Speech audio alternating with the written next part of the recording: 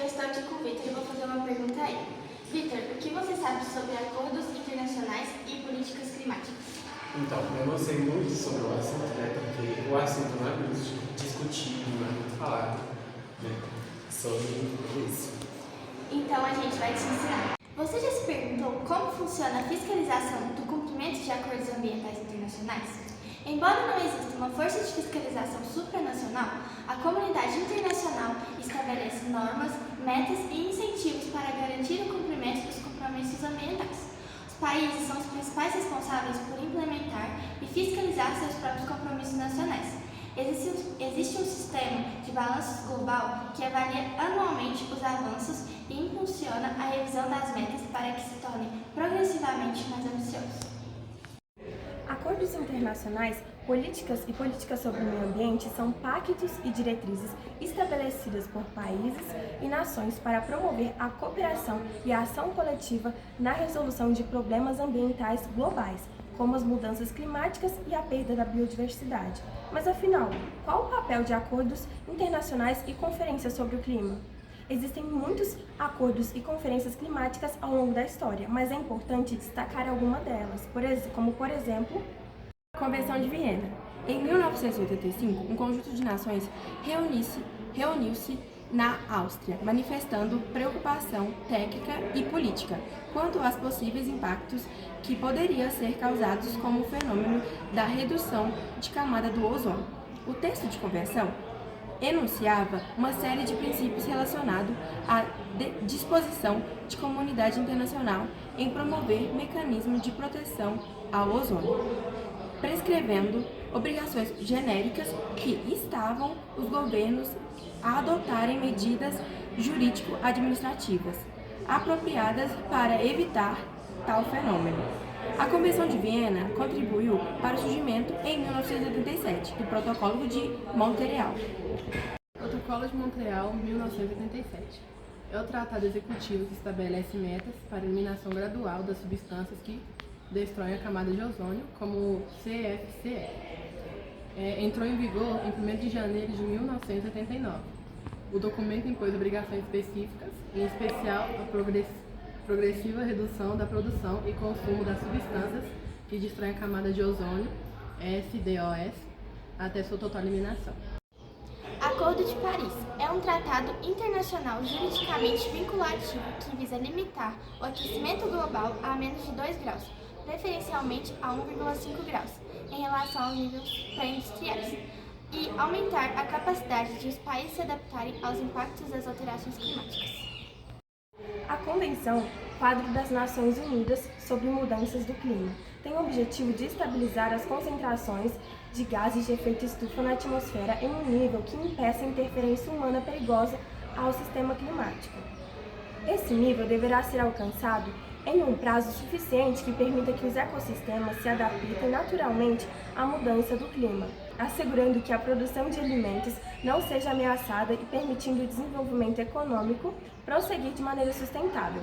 Realizada no Rio de Janeiro em 1992, a Rio 92, representantes de 179 países consolidaram uma agenda global para minimizar problemas ambientais mundiais.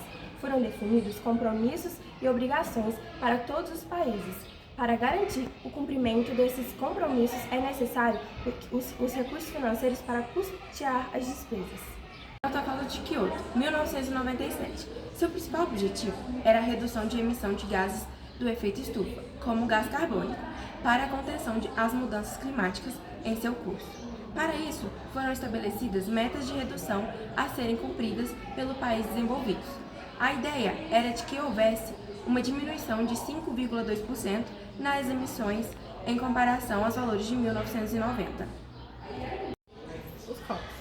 Essas são conferências de alto nível organizadas pelas Nações Unidas que reúnem estados, organizações regionais e atores não estatais. Qualquer reunião entre as partes de uma convenção é oficialmente uma COP. A importância dessas reuniões internacionais na agenda climática se baseia em seu potencial para estabelecer negociações que definam medidas para conter a crise climática em escala global.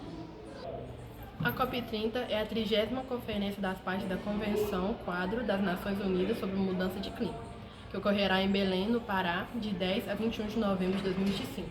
reunirá líderes cientistas com foco na redução de emissões, adaptação, financiamento climático, energias renováveis e preservação da Amazônia. Espera-se que a presença de representantes de mais de 190 países, desde chefes do Estado, ministros e diplomatas até cientistas, líderes e empresários, ONGs, ativistas e membros da sociedade civil. Por isso, a COP30 será um momento decisivo para revisar compromissos e definir os próximos passos da agenda climática até 2030. Você já se perguntou como funciona a fiscalização do cumprimento de acordos ambientais internacionais? Embora não exista uma força de fiscalização supranacional, a comunidade internacional estabelece normas, metas e incentivos para garantir o cumprimento dos compromissos ambientais. Os países são os principais responsáveis por implementar e fiscalizar seus próprios compromissos nacionais. Existe um sistema de balanço global que avalia anualmente os avanços e impulsiona a revisão das metas para que se tornem progressivamente mais ambiciosos. Mesmo assim, diversos países não cumpriram o prazo da ONU para estabelecer essas novas metas climáticas. Boa parte das nações mais poluidoras do mundo perderam o prazo da ONU para estabelecer essas novas metas. Entre as grandes economias que anunciaram novos planos climáticos estão os Estados Unidos, o Reino Unido, o Brasil, o Japão e o Canadá.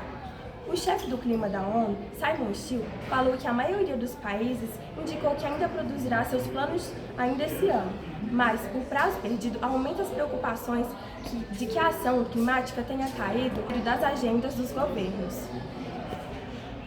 A foto que está aparecendo aqui na tela mostra um mapa que, nas vésperas da COP27, apenas 26 países atualizaram suas metas de combate às mudanças climáticas. Compromissos atuais. A temperatura do planeta vai aumentar de 2,1 graus a 2,9, muito acima da meta que é de no máximo 1,5 graus até o final do século. Afinal, qual o impacto das políticas ambientais brasileiras no cenário internacional? As políticas ambientais brasileiras têm um impacto internacional significativo, já que a destruição do ecossistema como a Amazônia influencia diretamente as mudanças climáticas globais e a perda de biodiversidade, afetando o equilíbrio ambiental do planeta e sendo alvo de atenção internacional e de pressão por parte de outros países e órgãos ambientais. E aí, aprenderam o que são acordos internacionais sobre o clima?